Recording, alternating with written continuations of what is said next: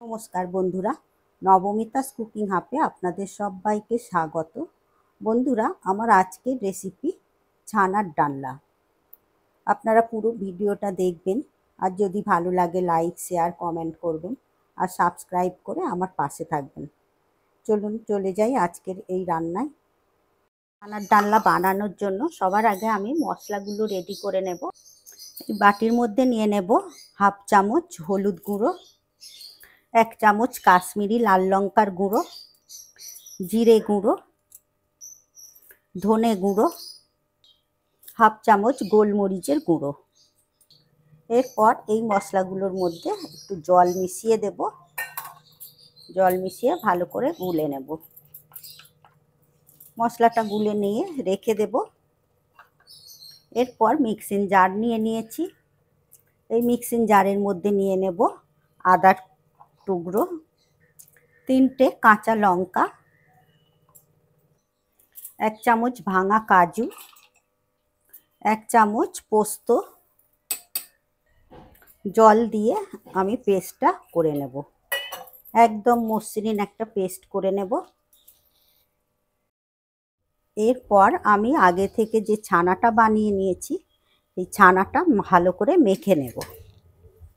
আমি 1 litre full cream দুধকে ফুটিয়ে লেবুর রস দিয়ে ছানাটা কাটিয়ে নিয়েছি। কাটিয়ে ভালো করে জলটা ঝারিয়ে নিয়েছি। আধ ঘন্টা একটা সুতির কাপড়ের মধ্যে রেখে ঝুলিয়ে রেখেছিলাম আধ ঘন্টা। এইভাবেই আমি জলটা ঝরিয়ে নিয়েছি। এবারে আমি ছানাটা ভালো করে মেখে নেব।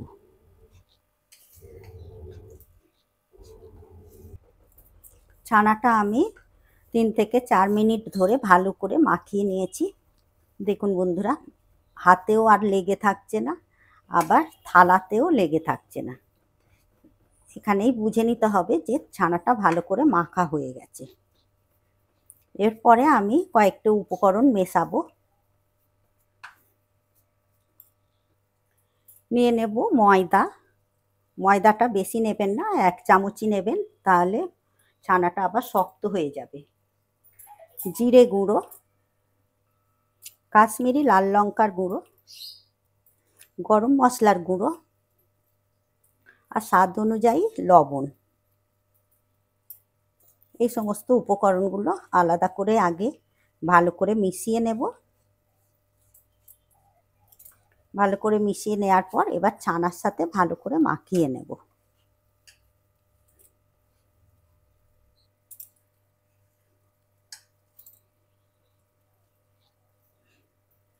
ময়দা সমস্ত মশলাগুলো ছানার সাথে ভালো করে এবারে একটু মেখে নেব।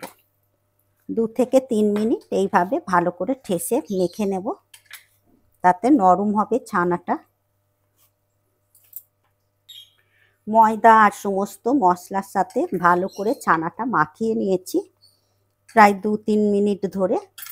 এবারে আমি একটা শেপ দিয়ে নেব। এগুলো ভাজার জন্য শেপটা দিয়ে নেব। প্রথমে আমি এইভাবে লেচি করে নেব। সবগুলো সমান মাপ করে লেচিগুলো করে নেব।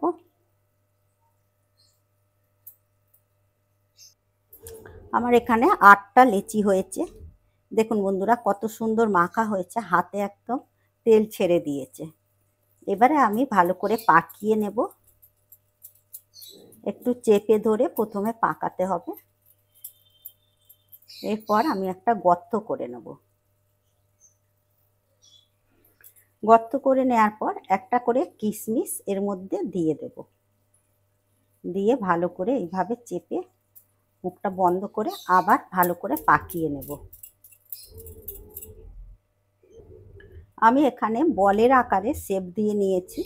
আপনারা আপনাদের পছন্দ মতো শেপ দিয়ে নেবেন। এইভাবে সব বলগুলো তৈরি করে নেব।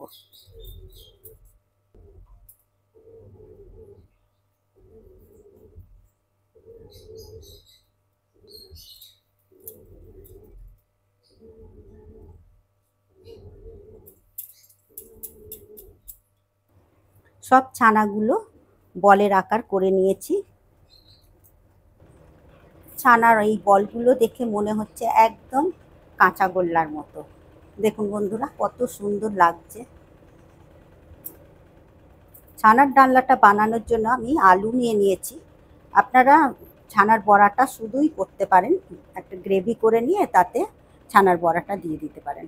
আমি এখানে আলু দিয়ে করব। আলুগুলো এইভাবে ডুমো ডুমো করে কেটে নিয়েছি। পর আমি গ্যাসে কড়া বসিয়ে দিয়েছি। প্রথমে আমি ছানার বড়াগুলো ভেজে নেব। কড়াতে দিয়ে দেব সাদা তেল। সাদা তেলেই রান্নাটা করতে হবে, তাতে খেতে বেশি ভালো লাগবে। ছানার বড়াগুলো ভাজার জন্য কড়াতে তেলটা বেশি গরম করবেন না, একদম হালকা গরম করে বড়াগুলো তুলে দিতে হবে। এই বড়াগুলো খুবই হালকা ছানার, সেই কারণে পুড়ে যাবে আর ভেতর থেকে ভাজা হবে না। এইভাবে হালকা গরম হলে তেলটা দিতে হবে। এখানে আমি অল্প অল্প করেই ভেজে নেব, একসাথে সব দেবো না, তাতে একটা আর একটার গায়ে লেগে ভেঙে যেতে পারে। গ্যাসের ফ্লেমটা একদম লোতে রেখে ভাজবেন।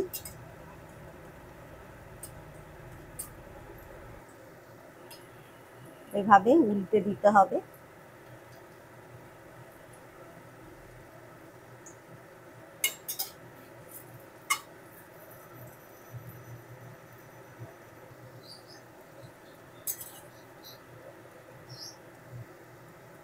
গ্যাসের ফ্লেমটা একদম লোতে রেখে বড়াগুলো ভেজে নিতে হবে। ভাজা হয়ে গেছে এগুলো, এবারে আমি তেল ঝারিয়ে তুলে নেব।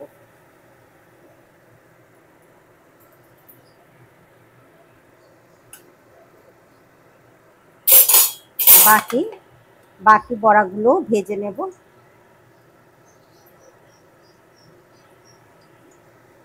সব বড়াগুলো ভেজে নেওয়া হয়ে গেছে, এবারে আমি তেল থেকে তুলে নেব।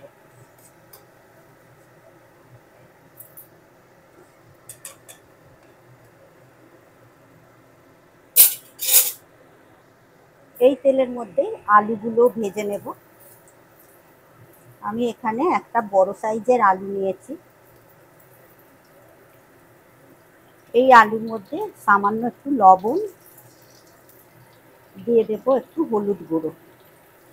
লবণ আর হলুদ গুঁড়ো দিয়ে আলুটা বেশ ভালো করে ভেজে নেব। আলুগুলো এমনইভাবে ভেজে নিতে হবে যেন 80% আলু সেদ্ধ হয়ে যায়। দেখুন বন্ধুরা, আলুটা বেশ এখানে 80% সেদ্ধ হয়ে গেছে। এরপরে আমি আলুগুলো তুলে নেব। আলুগুলো তেল ঝারিয়ে তুলে নিতে হবে।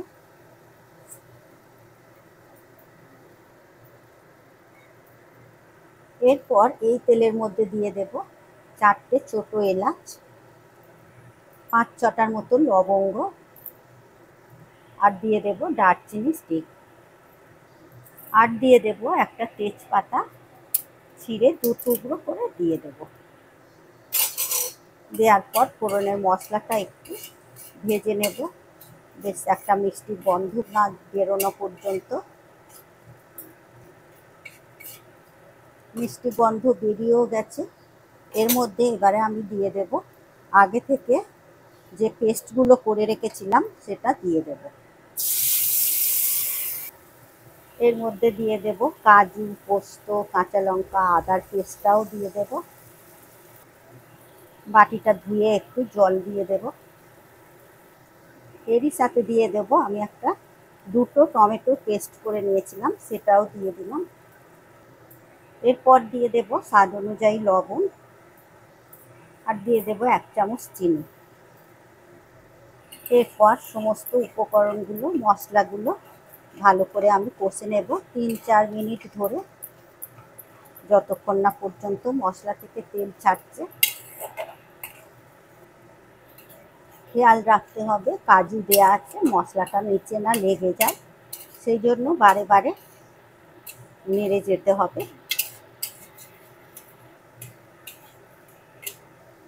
মশলাটা 3-4 মিনিট ধরে ভালো করে কষে নিয়েছি। মশলা থেকে তেলও ছেড়ে গেছে। এরপর আমি এতে দিয়ে দেব আগে থেকে করে রাখা গরম জল। যদি রান্নায় গরম জল ব্যবহার করা হয় তরকারির টেস্টটা অনেকটা বেড়ে যায়। আর জলটা পরিমাণটা একটু বুঝে দিতে হবে, কারণ এই বড়া, ছানার বড়া অনেকটা জল টেনে নেবে, ঝোলটা অনেকটা টেনে নেবে, সেই কারণে বুঝেই দিতে হবে। এরপর এর মধ্যে দিয়ে দেব ভেজে রাখা আলুগুলো। আলুগুলো দিয়েও ভালো করে গ্রেভির সাথে মিশিয়ে দেব। গ্রেভিটা ফুটতেও শুরু করে দিয়েছে, আরও আমি 2-3 মিনিট ধরে ফুটিয়ে নেব। আলু তো 80% সেদ্ধ হয়েই গেছে, আলুও সেদ্ধ হয়ে গেছে দেখুন বন্ধুরা। আর দেখে মনে হচ্ছে অনেকটা ঝোল হয়েছে, কিন্তু এই ঝোল থাকবে না। ছানার বড়াটা দিলে ঝোলটা অনেকটাই টেনে নেবে। আর এইভাবে জলটা না দিলেও আপনারা খাবার সময় আর ঝোল চাইলেও পাবেন না। এরপর আমি যা দেওয়ার ঘি গরম মশলাটা দিয়ে দেব। ছানার বড়া দেওয়ার আগেই এটা দিতে হবে। দিয়ে দেব গরম মশলার গুঁড়ো, আর দিয়ে দেব 1 চামচ ঘি। এই দুটো উপকরণ আগেই মিশিয়ে নিতে হবে। নিয়ে এবারে আমি ঢেলে নেব। এরপর আমি গ্যাসটা অফ করে দেব, একটা বাটির মধ্যে ঢেলে নেব।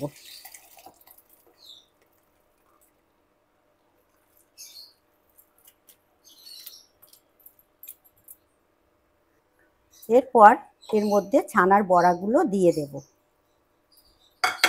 আগে দিলে ছানার বড়াগুলো ভেঙে যেতে পারে, খুব হালকা বড়া তো, ছানার বড়া খুবই হালকা হয়। বন্ধুরা, আমার আজকের রেসিপি ছানার ডালনা রেডি। বন্ধুরা, আপনাদের কেমন লাগলো এই রেসিপিটা অবশ্যই কমেন্ট করবেন। আর যদি ভালো লাগে লাইক শেয়ার করবেন, আর সাবস্ক্রাইব করার অনুরোধ রইল। আপনারা সুস্থ থাকবেন, ভালো থাকবেন। আবার আসছি অন্য কোনো রেসিপি নিয়ে। ধন্যবাদ।